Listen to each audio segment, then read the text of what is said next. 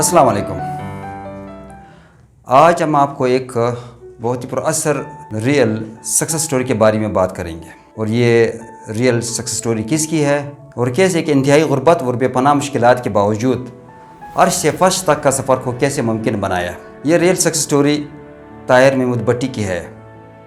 ताहिर महमूद भट्टी कौन है? ताहिर महमूद भट्टी आज की दुनिया में एक बहुत बड़े फ़ैशन टाइकून है, जिसको फ़ैशन की दुनिया में पाकिस्तान का हीरो भी कहते हैं, और इसने फ़ैशन की दुनिया में पाकिस्तान का नाम पूरी दुनिया में रोशन किया।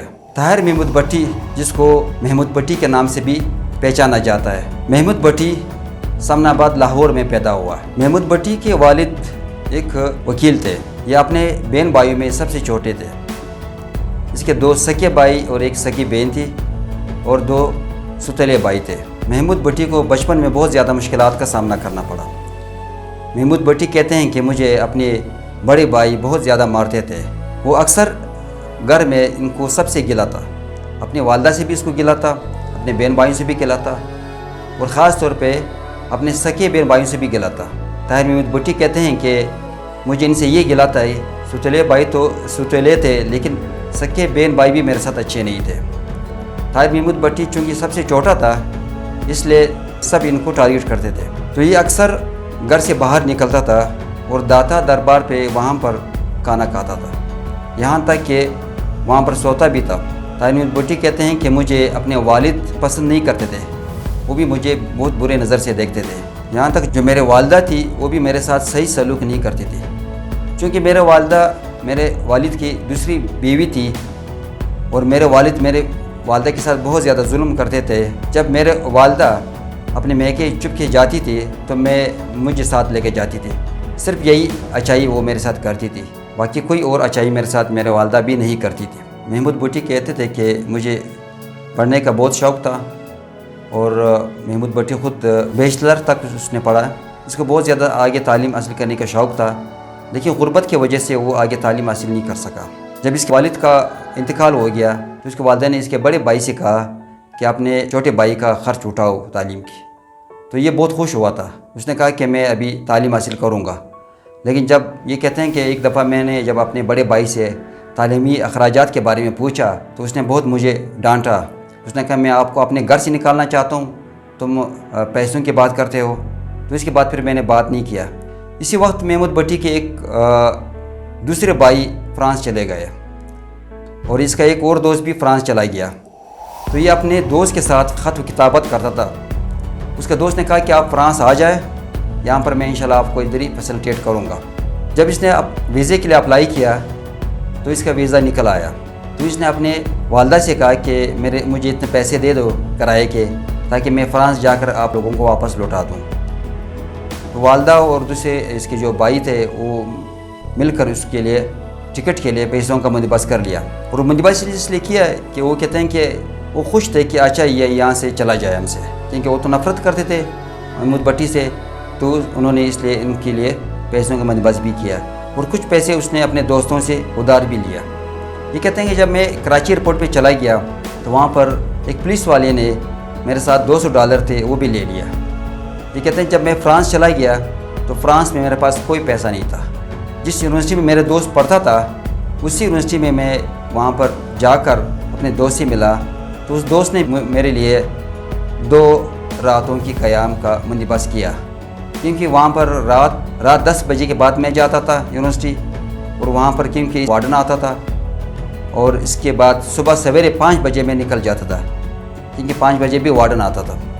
तो इस तरह मैंने 2 रातें अपने दोस्त के यहाँ क़याम कर लिया, क्योंकि वहाँ पर फ्रांस में बहुत ज़्यादा सर्दी है, यानी -10 सेंटीग्रेड सर्दी वहाँ पर होती है। और ये कहते हैं कि मेरे पास सिर्फ एक लंडे का कोट था और कुछ नहीं था। महमूद भट्टी कहते हैं कि मैं रातों को मेट्रो में मैं क़याम करता था, और यहाँ तक कि मैं पब्लिक लैट्रिन में भी मैंने क़याम किया। न मेरे पास खाने के पैसे थे, न मेरे पास रहने के पैसे थे। कितने दिन तक मैं ऐसी दर बदर फिरता रहा। आखिर में वहाँ पर एक फ़ैशन हाउस से मैंने क्लीनिंग का काम ढूंढ लिया। वो कहते हैं कि मुझे ज़बान भी नहीं आती थी, क्योंकि फ़्रांस में इंग्लिश नहीं बोली जाती है, वहाँ पर फ़्रेंच बोली जाती है। वो कहते हैं कि मुझे फ़्रेंच नहीं आती थी, तो इस वजह से मैंने सिर्फ 2 लफ्ज़ आखिर सीख लिए कि मुझे काम चाहिए। ایک فیشن ہاؤس سے میں نے کلیننگ کا کام شروع کر دیا اور وہاں پر میں کام کرتا رہا. تو یہاں پر کام لینے کے بعد اتنا میرے پاس پیسے آ گئے, میں نے کم از کم ایک چھوٹا سا ایک گندا سا کمرہ لے لیا اور میرے پاس کم سے کم کچھ پیسے بھی آ گئے کھانے کے. میں اس پہ خوش تھا کیونکہ اس سے پہلے میں کھانا جو نا گاربیج سے کھاتا تھا. تو اس کے بعد میں خوش ہو گیا, پھر میرے پاس اتنے پیسے آ گئے کہ میں ابھی کھانا کھا سکتا ہوں اور میرے پاس ایک چھوٹا سا کمرہ بھی تھا. تو اس طرح سے میں نے 3 سال تک کام کیا اور کام میں نے اتنی سختی سے کیا کہ وہاں پر میں 6 بجے آتا تھا, یعنی کام تقریباً 8 بجے سٹارٹ ہوتا تھا, میں 6 بجے آتا تھا. تو آخر ایک دن مجھے مالک نے کہا کہ آپ کیوں جلدی آتے ہیں؟ تو میں نے کہا بس مجھے کام چاہیے, میں اس لیے وقتی آتا ہوں. تو اسی وجہ سے, اور جب تک میں شام کو 5 بجے اگر چھٹی ہوتی تھی تو میں وہاں پر کھڑا ہوتا تھا جب تک کہ مالک نہ جاتا تھا. تو مالک کہتے ہیں کہ آپ جب 5 بجے چھٹی ہو جاتی ہے آپ کیوں نہیں جاتے؟ تو کہتے ہیں نہیں, میں جب آپ نہ جائے میں نہیں جا سکتا ہوں. تو اس نے بہت زیادہ محنت کیا. تو 3 سال کے بعد پھر آخر وہاں کے جو مالک تھے اس نے وہاں پر اس کو سیلز مین بنا دیا. تو پھر اس نے سیلز مین کا کام شروع کر دیا. سیلز مین بننے کے بعد ایک دن ان کی کمپنی کے جو آنر تھا وہ باہر چلا گیا کسی کام سے. محمود بھٹی نے پوری اسٹاک کو بیچ دیا. تو ان کے جو آنر تھے وہ جب آ گیا تو اس نے پوچھا کہ آپ نے اتنا بڑا اسٹاک کیسا ختم کر دیا؟ اس نے کہا میں نے بیچ دیا. تو اس نے اس کو کہا کہ آپ ایسے کریں کیونکہ آپ سیل کرنا جانتے ہو, لہٰذا آپ ایسے کرو کہ آپ ایک اپنا بزنس شروع کرو. تو اس کے بعد اس نے اپنا بزنس شروع کر دیا کچھ پیسے لے کر, اور کرتے کرتے چند سالوں میں اس نے بہت زیادہ ترقی کر لیا. کیونکہ وہ کہتے ہیں کہ مجھے ڈیزائننگ آ گیا, میں نے نئے ڈیزائن فرانس میں متعارف کروایا. تو اس سے کچھ پارٹی سے میرا ڈیل ہو گئی, اس سے میرے بزنس کو بہت زیادہ فائدہ ہوا اور میں بہت آگے چلا گیا چند سالوں کے اندر. اور چند سالوں کے اندر تقریباً پوری دنیا میں اس کا نام روشن ہو گیا. محمود بھٹی کو کام کرتے ہوئے ایک دفعہ ان کے ایک وہاں کی جو فرانس میں ایک بھائی تھے وہ آ گئے, کیونکہ اسی بھائی نے اس کو کوئی مدد تو نہیں کیا تھا, لیکن جب اس کے پاس پیسے بہت زیادہ آ گئے, بہت زیادہ کامیاب ہو گیا, تو وہ بھائی اس کے پاس آ گیا اور کہنے لگا کہ میرے پاس جاب نہیں ہے, آپ مجھے یہاں پر منیجر رکھ دے یا جاب مجھے دے دے. تو اس نے کہا کہ میرے ساتھ انہوں نے بہت ظلم کیا, لیکن میں نے پھر بھی نظر انداز کر دیا اور میں نے اس کو منیجر رکھ دیا. منیجر رکھنے کے بعد میں ایک دفعہ چلا گیا پاکستان کسی کام سے. تو پاکستان میں میرا دوسرا بھائی مجھ سے ملنے آیا ہے, اس کو بھی پتہ چل گیا کہ میرے پاس پیسے بہت زیادہ آ گئے. تو وہ کہنے لگا کہ آپ ایسے کریں, مجھے کچھ پیسے دے دے, میں ایک زمین خریدنا چاہتا ہوں. تو میں نے اس کو بھی پیسے دے دیا اور میں اس کے ظلم کو بھی بھول گیا. میں نے اس کو پیسے دے دیا اور اس نے ایک زمین خرید لیا, اور اس کو میں نے کہا کہ یہ مشترکہ ہے. چند سال کے بعد جب محمود بھٹی نے کام چلا رہا تھا تو اچانک ایک سسٹم آؤٹ ہو گیا, اس کی پوری بلڈنگ کو آگ لگ گئی ہے. آگ لگنے کے ساتھ اس کا پورا سسٹم ختم ہو گیا اور پورا اس کا جو بزنس تھا وہ آسمان سے گر کر فرش پہ آ گیا. اس کے جو بینک اکاؤنٹ سے سارے سیز ہو گئے فرانس میں اور پاکستان میں. اس کی ساری پراپرٹی ختم ہو گئی ہے اور بینک نے سارے پراپرٹی سیز کر دیا, کیونکہ یہ بینک کرپٹ ہو گیا اور یہ ایک واپس زیرو کے سٹیٹس پہ آ گیا. اس کے بعد یہ کہتے ہیں کہ میں بہت پریشان ہو گیا. پاکستان میں ایک زمانے میں جب میرے حوالے سے لکھا جاتا تھا کہ میں پاکستان کا ہیرو ہوں, پاکستان کی میڈیا میرے لیے لکھتے تھے اچھے الفاظوں سے, وہی میڈیا میرے خلاف ہو گیا اور یہاں تک کہ میرے ساتھ کوئی نہیں تھا. آخر میں بہت پریشان ہو گیا. پھر ایک دوست میرے پاس آ گیا, اس نے کہا آپ ہمت نہ آ رہے, آپ واپس کام شروع کرے, انشاءاللہ آپ واپس وہاں تک پہنچ جائیں گے. پھر میں نے واپس کام شروع کیا کچھ پیسے لے کر اور بہت زیادہ محنت کیا. تقریباً 8 سال میں نے واپس وہی سٹیٹس واپس گین کر لیا جیسے میں پہلے تھا. اور یہ 8 سال کیسے گزر گئے یہ سب مجھے معلوم ہے.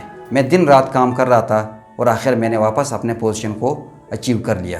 تو اس نے فرانس میں ایک برازیلین لڑکی سے شادی کر لیا جس کا نام ہے جارجیا. یہ کہتے ہیں کہ جب اللہ تعالیٰ نے مجھے سب کچھ دے دیا, پیسہ بھی دیا, پوری دنیا میں مجھے شہرت بھی دیا اور سب کچھ اللہ تعالیٰ نے مجھے دے دیا, لیکن میرے صرف ایک پریشانی تھی میرے ذہن میں.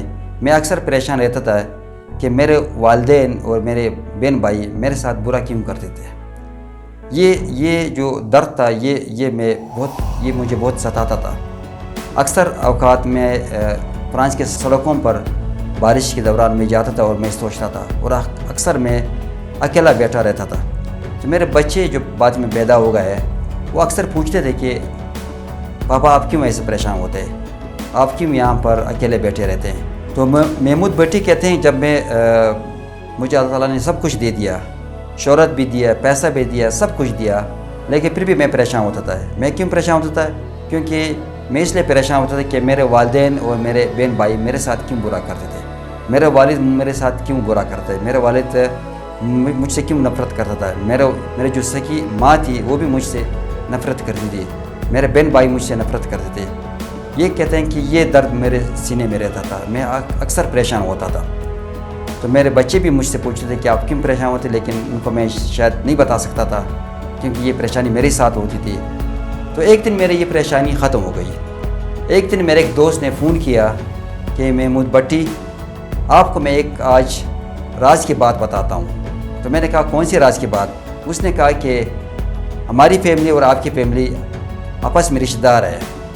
तो मुझे यहाँ पर ये मालूम हुआ है कि आप अपने वालिदैन की असल औलाद नहीं है, आपको कहीं से उठाकर उन्होंने बड़ा किया। इसके बाद ये कहते हैं कि मैं बहुत खुश हुआ, मेरे दिल के दर्द ख़त्म हो गया, मैं परेशान नहीं था। मैंने कहा वाकई अगर ये लोग बुरा करते थे तो ये मेरे अपने थे ही नहीं थे, न मेरे सगे थे न मेरे सुतेले थे। तो इस वजह से मैं फिर बहुत मुतमईन हुआ। इसके बाद फिर महमूद भट्टी कहते हैं कि मुझे पाकिस्तान से बहुत गिला है, यानी पाकिस्तान ने मुझे आंसुओं के बगैर और कुछ नहीं दिया। पाकिस्तान तो वैसे भी मुझ पर फ़ख्र करता है, पाकिस्तानी लोग मुझ पर फ़ख्र करता है, लेकिन मैंने पाकिस्तान से कुछ भी नहीं लिया, उल्टा पाकिस्तान को दिया बहुत कुछ। पाकिस्तान को नाम भी दिया, पाकिस्तान में मैंने काम भी किया। हाँ, मैं पाकिस्तान पे फ़ख्र करता हूँ कि मेरा मुल्क है, लेकिन मेरा गिला है कि पाकिस्तान ने मुझे कुछ दिया कुछ भी नहीं। महमूद भट्टी के अचीवमेंट्स ये है, महमूद भट्टी के कारोबार 80 ममालिक में चल रहा है, इसके अंडर तकरीबन 500 डिज़ाइनर काम कर रहा है। महमूद भट्टी ने सबसे पहले पाकिस्तान में फैशन को इंट्रोड्यूस किया। महमूद भट्टी कहते हैं कि मेरे आने से पहले पाकिस्तान में फैशन को कोई जानता भी नहीं था, मैंने फैशन को इंट्रोड्यूस किया। और 96 में वाकई इसने फ़र्स्ट टाइम पाकिस्तान में फ़ैशन शो मुनक़िद किया। और महमूद भट्टी ने पाकिस्तान में फ़ैशन स्कूल कायम किया। आजकल आप देख रहे हैं कि हर शख्स कहते हैं कि मैं फ़ैशन डिज़ाइनर हूँ, मैं फ़ैशन हाउस में काम कर रहा हूँ, लेकिन इससे पहले कोई भी फ़ैशन डिज़ाइनर पाकिस्तान में नहीं होता था। यानी उसको कहते हैं कि ये दर्जी है, फ़ैशन डिज़ाइनर नहीं है। लेकिन महमूद भट्टी के आने से इस काम को फ़ैशन डिज़ाइनिंग में तब्दील कर दिया गया। महमूद भट्टी ने 10 सतारा इम्तियाज़ हासिल कर चुका है। एक सतारा इम्तियाज़ पाकिस्तान से, बाकी 17 इम्तियाज़ बाकी ममालिक से हासिल कर चुका है। महमूद भट्टी ने ग्रैंड फैशन इवेंट में 10 ममालिक में बतौर जज काम किया, और ये ममालिक फ्रांस, इटली, बरतानिया, रूस हैं। महमूद भट्टी के ज़िंदगी पर फ्रांस में एक मूवी भी बन चुकी है। महमूद भट्टी ने अपने आप पर अपने एक बायोग्राफी भी लिखी जिसका उर्दू में तर्जमा है दूसरी जन्म। इस कहानी सुनाने का मकसद ये है कि महमूद भट्टी जो इतनी मुश्किलात के बावजूद भी यानी इतने ज़्यादा तरक्की कर सकते हैं, अगर वो फ़र्श से अर्श तक पहुंच सकता है तो मैं और आप क्यों नहीं पहुंच सकते। अगर वो इतनी मुश्किलात के बावजूद कि उसको घर में खाना भी नहीं दिया जाता था, घर में सारे नफ़रत की नज़र से देखते थे, घर में यवन सगी वालदा से लेकर बहन भाई सारे इसको नफ़रत की नज़र से देखते थे, तब भी इसने हार नहीं माना और मेहनत करके आज एक बहुत बड़ा मुकाम पा लिया। तो इससे ये सबक मिलता है हम लोगों को कि हम भी बहुत ज़्यादा आगे जा सकते हैं। अगर मैं और आप भी मेहनत करें और सिर्फ मेहनत, तो महमूद भट्टी की तरह हम लोग भी कामयाब हो सकते हैं। महमूद भट्टी की जो खासियत है कि वो उसने हार नहीं माना। अगर वाकई हम लोग हार ना माने तो इंशाल्लाह हम लोग वाकई तरक्की कर सकते हैं। सक्सेस में हार ना माना बहुत बड़ी सलाहियत है। इसी सलाहियत की वजह से आज महमूद भट्टी बन गए। तो अगर हम लोग भी मेहनत करें तो हम लोग भी अपनी फील्ड में महमूद भट्टी की तरह नाम कमा सकते हैं।